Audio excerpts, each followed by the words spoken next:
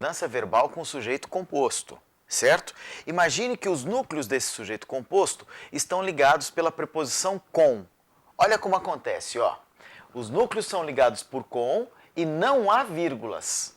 Então o verbo vai para o plural ou concorda com o primeiro núcleo. Ou seja, sendo sujeito determinado e composto, o verbo pode ir para o plural ou pode realçar o primeiro núcleo.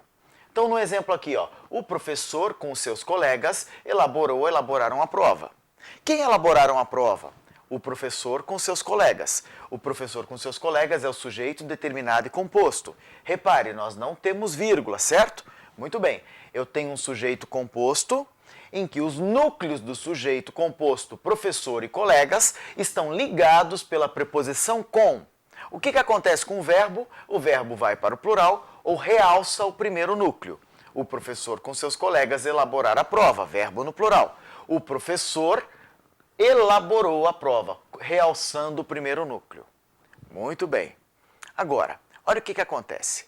Imagine que o com introduz o segundo elemento e isso fica entre vírgulas. De novo, imagine que a preposição com introduz o segundo elemento e nós temos isso entre vírgulas. O que vai acontecer? Muda tudo.